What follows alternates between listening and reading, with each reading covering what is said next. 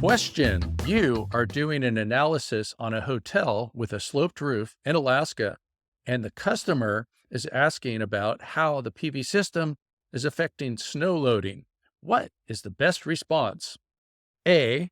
We are using a racking system that is listed for snow, so there's no problem. Or B.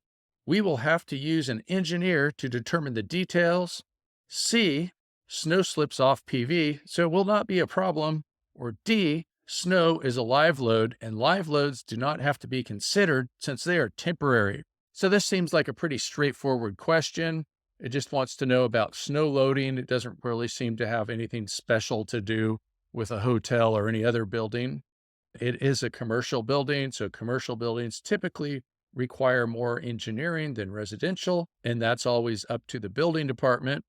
I've never heard of something specifically called a snow listing, but pretty much always in the racking installation instructions, it does talk about snow and how far to put things apart for snow loads and things like that. But there's not some kind of UL XYZQ PRS snow listing for racking systems.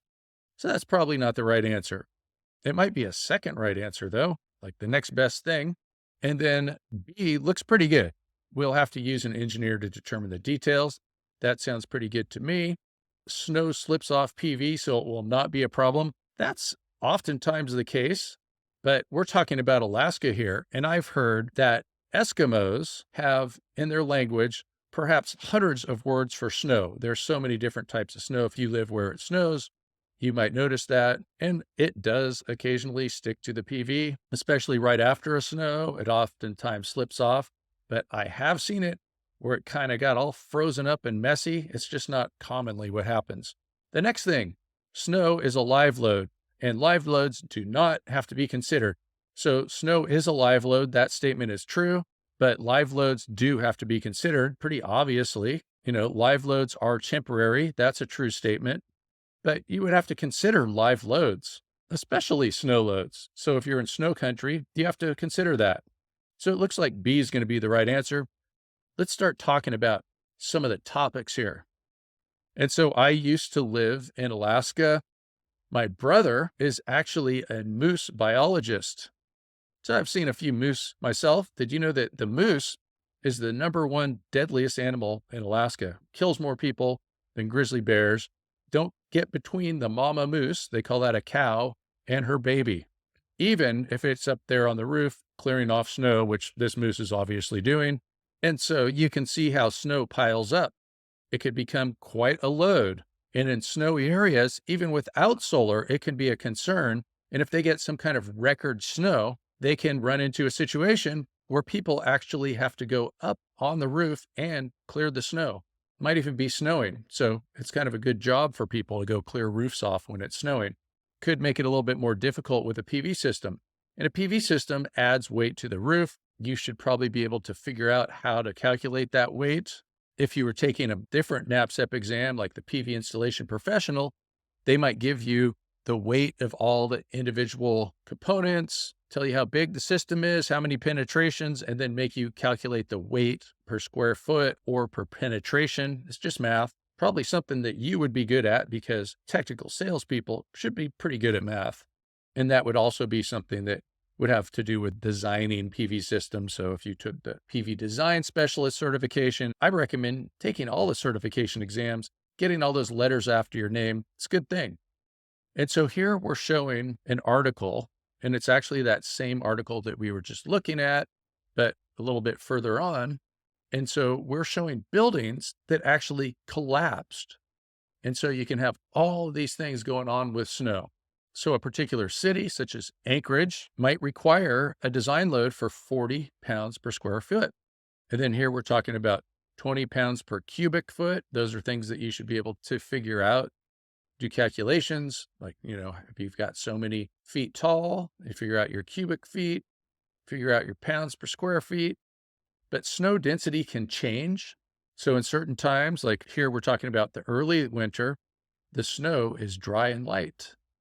And then you get spring, gets wetter and heavier. Then you can get multiple layers of snow.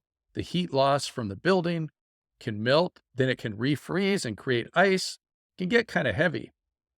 Another reason why people in snow country like to have steep roofs. But look at that. You can see that picture of a roof collapsing. And so here's inside of a roof collapsing. You don't want to be under that.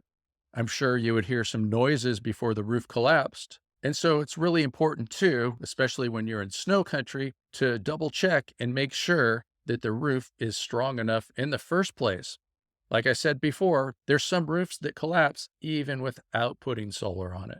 And so then putting solar there is going to add a little bit to it. And we've already talked a little bit before about snow drift. So if you have repeating rows up on a roof, the snow will blow behind the PV and build up. You get a little bit of a wind shadow, and that can also add to it. What you might want to do too when designing systems in snow country is to make sure that there is adequate space for people to go up there with snow shovels and move the snow.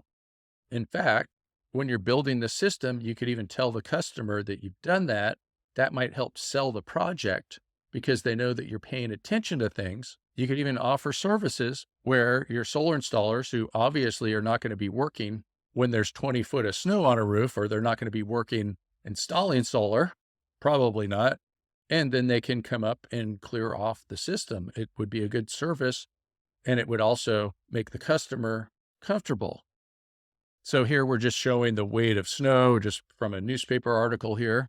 I like how they put it in terms of weights of cars, pickup trucks.